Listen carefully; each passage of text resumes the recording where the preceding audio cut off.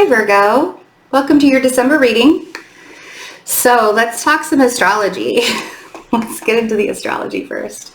Why am I giggling? Oh, this is going to be an interesting 2.5 years.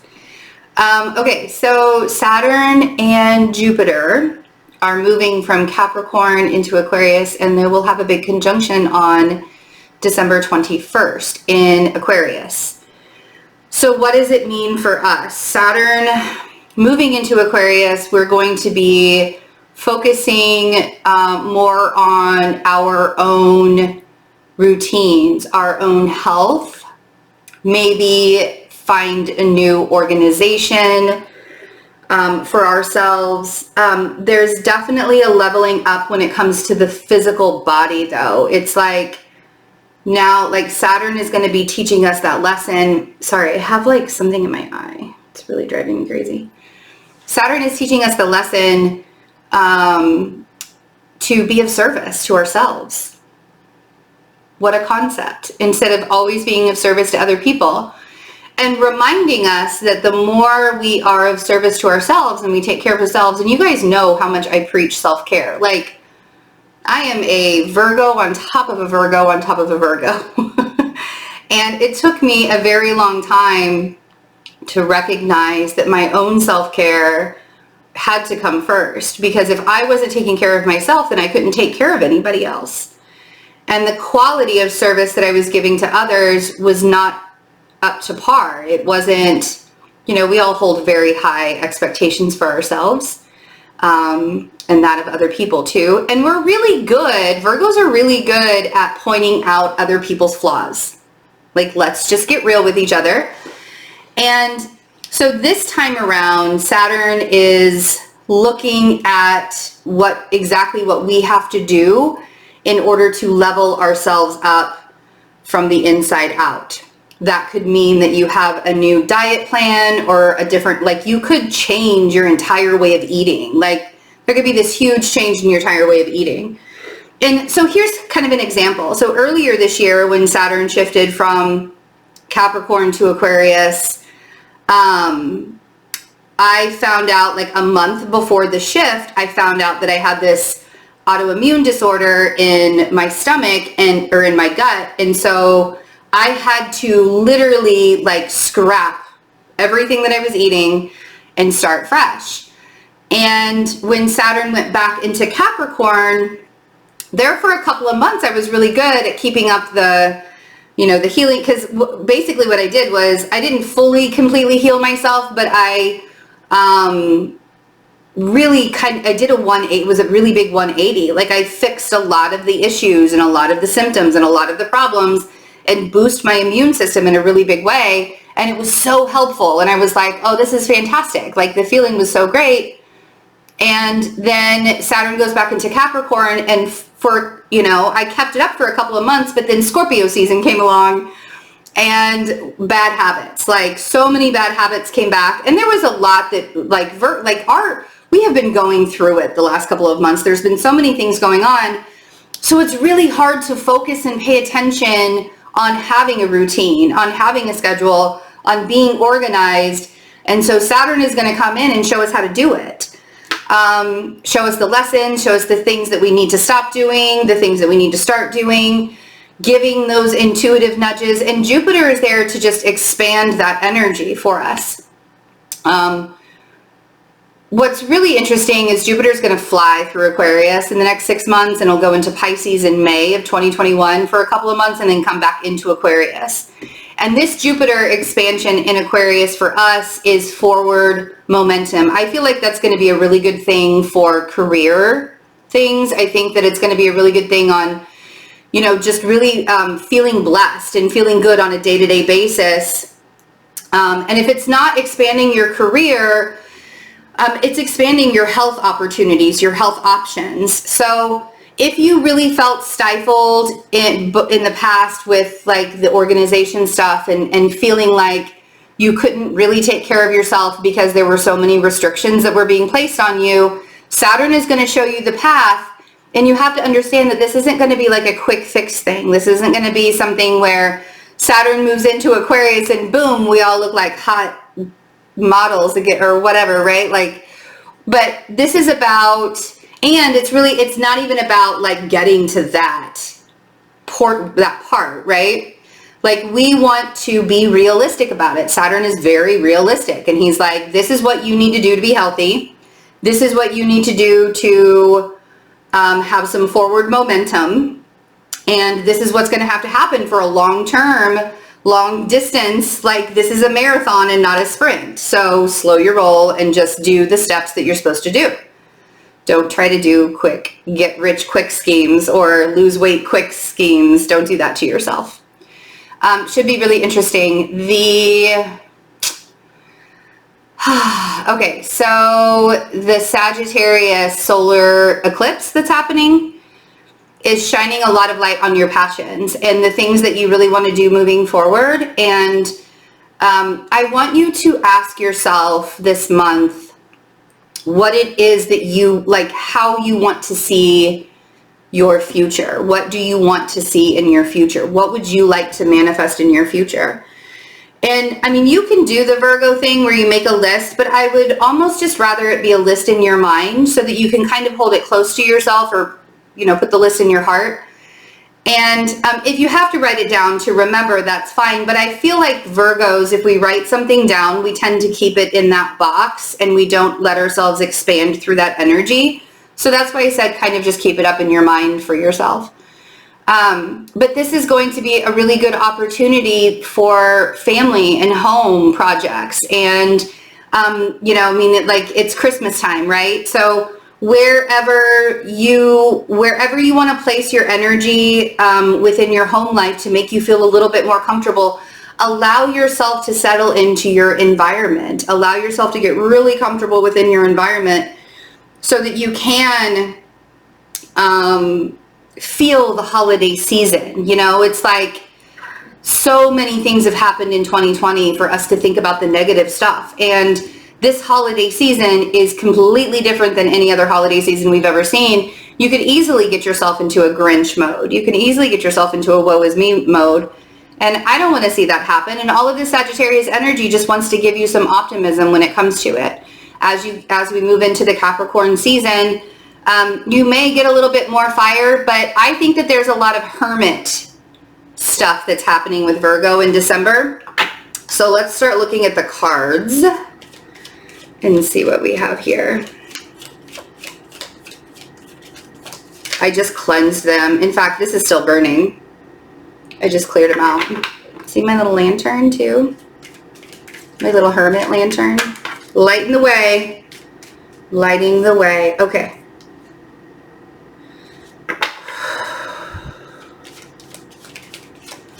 Your intuition is your intuition and your manifesting is really on point right now. And even if you're in a tough spot, even if 2020 has put you in a pretty tough spot, or you're really feeling the negative aspects of 2020, you can manifest through that. Couple of things that I am doing for December. I have a few 6-month forecast reading spots still available if you would like to see what happens the first 6 months of your 2021. And the manifesting workshop that I had in November, I am holding it again on December 14th, which is also the same day as the solar eclipse. I don't know why I did that, but I did it without looking at the astrology. So here we are. Not changing it now. So if you really want to learn how to manifest even through the chaos, this manifesting workshop is more about helping you to feel good, helping you to raise your vibration, helping you to create that energy flow so you can create it into the third dimension, moving it from your energetic sphere and putting it into the 5th dimension. And it's interesting because I know, Virgo, I know there are some things that you really want to manifest yourself out of. You know, I know that there are some things that have really come to pass in 2020, and it's like, if I could just move myself away from this and into something brighter and sunnier, that would be fantastic. 8 of Wands. I love that the Eight of Wands, this is actually Mercury in Sagittarius, which is really amazing because Mercury's in Sagittarius right now. And I always joke that when Mercury's in Sagittarius, that no matter what we say or do for 3 weeks while Mercury's in Sagittarius, it's not our fault. It's Mercury's fault. That's not true. I think you guys get it. High Priestess and the Magician. These two are a pair, by the way. This is the power couple. You could be dealing with a Pisces energy, but or even a Leo energy down here. 5 of Cups, 9 of Wands, and the Sun. Things are happening really, really fast in your world. The 8 of Wands, it's like everything is coming in really, really fast. And honestly, it sort of depends on the space that you're in, on how you're handling it. Whether it's good things that are coming in, whether it's negative things that are coming in. This is the stuff you intuitively knew that things were going to be very overwhelming towards the end of the year. You sort of had this gut feeling, like you had a feeling that something was going to come and it was going to be probably a little bit more chaotic than you would like. But the beautiful thing about the Sagittarius arrow is that there's focus, right? Right. Manifesting, man. I don't know about you guys, but I've been manifesting things all year, like all year. And it's not even one of those, it's not even to that point where I'm tired of the manifesting. What's exhausting about all of it is how like fat, like you could easily manifest a slowdown just as easily as you could manifest things speeding up again. So really being like paying attention to your energy, paying attention to your energy level, paying attention to what's going on in your mind. Because I feel like there are some things that you're having to release. There are some doubts, there are some fears, there are some expectations maybe. Insecurities even, that you're having to release and pay attention to, so you don't manifest those as well, right? With this 5 of Cups. The 5 of Cups, he's really focused on the things he's lost, and he's not so focused on the things that he still has or has gained. So creating that space of solace for yourself to process those emotions and get rid of them once and for all, like process those wounds. Not necessarily getting rid of the emotions, but processing the wounds and getting rid of those wounds once and for all. That's really going to benefit your progress moving forward. 9 of Wands, you don't have to fight for it anymore.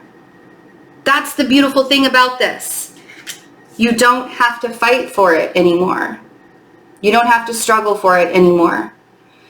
The Sun, and see, that's the thing, is like, even when we are led to believe that we're still fighting, that we're still struggling, that we're still in the mode of pain and sadness and all of that stuff, you can choose to not fight. You can choose to say, I'm going to do as much as I possibly can in this situation, and then I'm going to take my hands off the wheel. And that's really hard for a Virgo energy to do.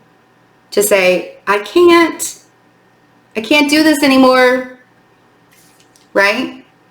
But that's when the healing process actually begins. And that's when the elevation begins. That's when the leveling up begins, is when you take your hands off the wheel and you surrender. You see? 8 of Wands.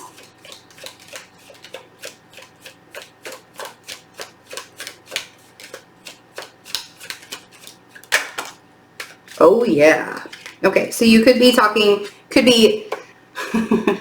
you could be dealing with a Libra energy. You could be communicating with a Libra or a Libra energy. But it's bringing, everything that's coming in is balancing things out.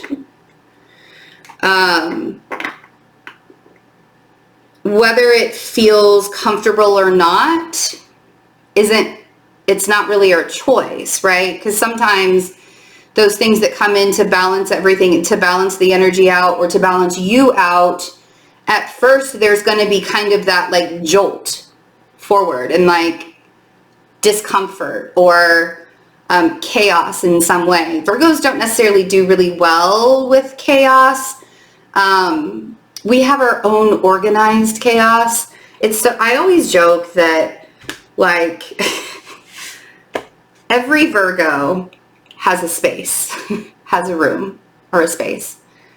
And it is so disorganized and it's just like shit. It's just like you walk into any other person would walk into the space and be like, I can't even make sense of what's going on here. Everything is everywhere. It's all just like all over the place.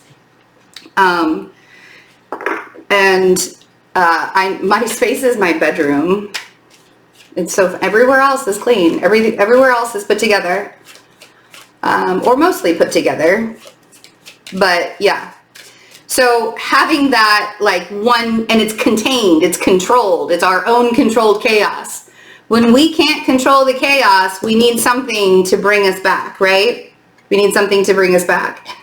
This change and transformation that's happening might feel a little foreboding, actually. It might feel like there's a dread that you're like dragging along. With the Death card and the High Priestess, though, you know that this transformation has to happen. You know that this is your phoenix rising from the ashes moment. You know that all of the things that are coming from here on out are meant for your journey. Unless you choose to go off course, which we all have that option to do that and detour a little bit. But you've manifested everything up until this point. Whether it's good, whether it's bad. And maybe you didn't necessarily manifest the things that you're going through right now. But there's a lesson in all of it. And with every time we gauge a situation and we're like, okay, how can I see the lesson out of this? How can I gain clarity from this? What do I need to do to open myself up to this process a little bit more? Every time you do that, you're giving yourself an opportunity to evolve a little bit more because you're becoming aware of all of it.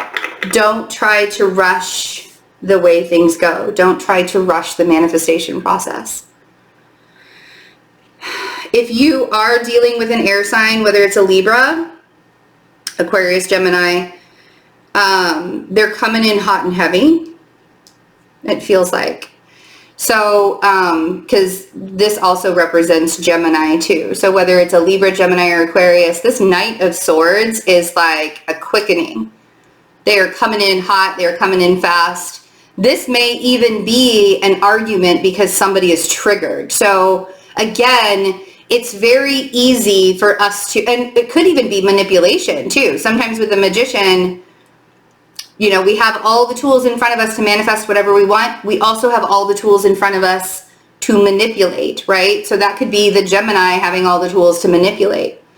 But I feel like we just need to remind ourselves to slow down because this reading feels very chaotic. It feels like there's a whole lot going on. And in order for you to gain clarity, it's almost as if you need to just let everything sort itself out, like run its course, right? Don't try and get all the information at once. Don't try and make the thing happen, you know, within a week. Like really allow everything to start to unfold no matter how fast. And this Mercury in Sagittarius is going to make everything feel really fast, especially when it squares Neptune. Whew. That's going to be like one of those things where it's like here and then it's gone. Like, oh my God, what did I just see? That kind of thing. So be careful when you're on social media on the 19th of December because you're going to be like, what the fuck just happened? I don't even know. May not be maybe it's the 15th. Something like that. Here, let me look. 13th, I was close. I was a couple days off. 13th of December, Mercury squares Neptune. Let's see.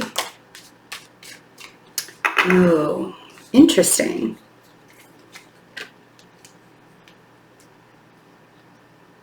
So this is why You have to release all of those past hurts and that pain.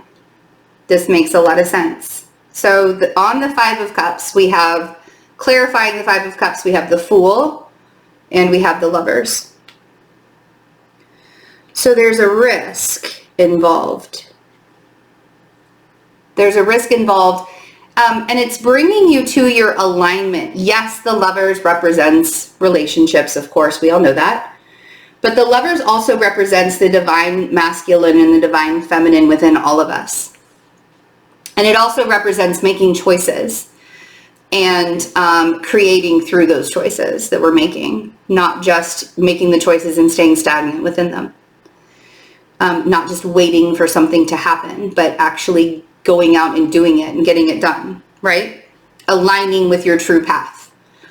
And that Five of Cups indicates that the only way for you to align to your true path is to trust. Because the Fool is about trust, and the Fool is about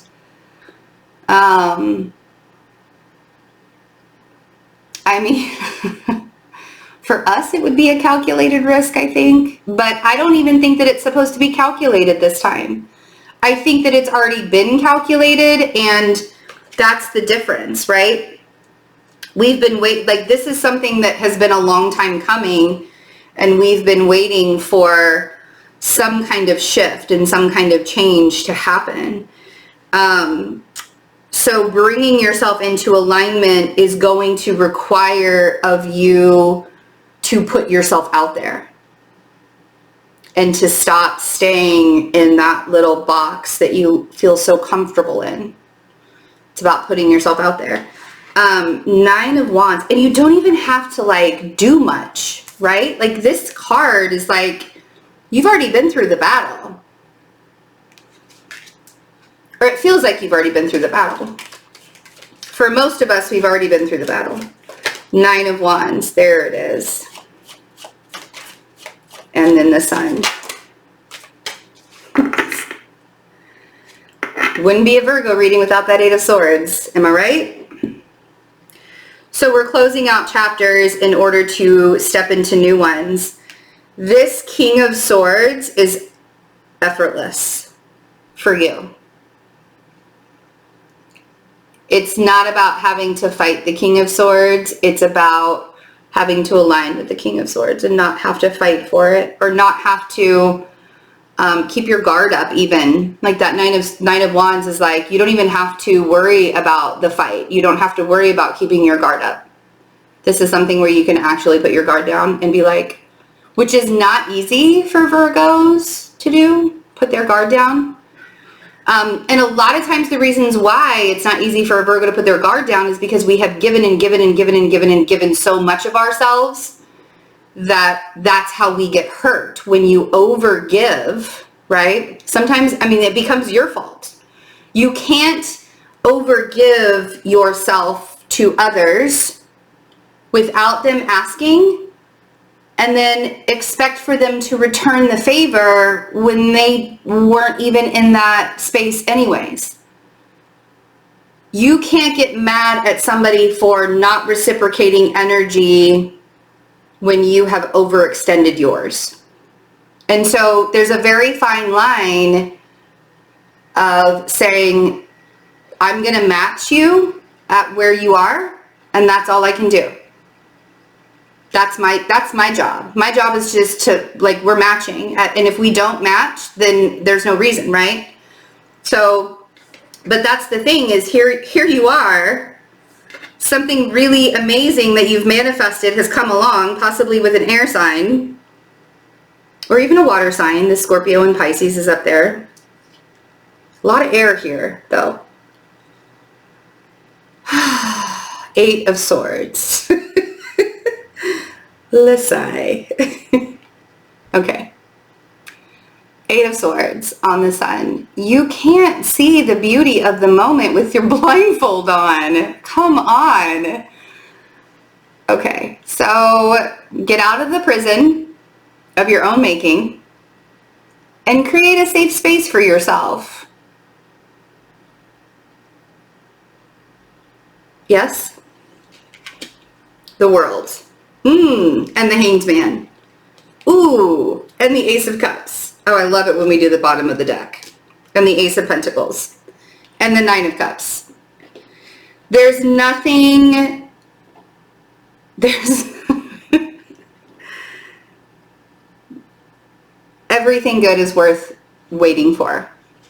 So the Hanged Man with this World card, looking at things in a different perspective and closing out the cycle and leaving the past behind and allowing yourself to then receive the gifts. Ace of Cups, Ace of Pentacles, Nine of Cups. Like, receive the gifts. There's Temperance. So you could even be dealing with a Sagittarius energy. But honestly, like, if you have manifested it, if it has shown up in your life, if it's something that you've been waiting for and it's something that you want, please don't second guess it.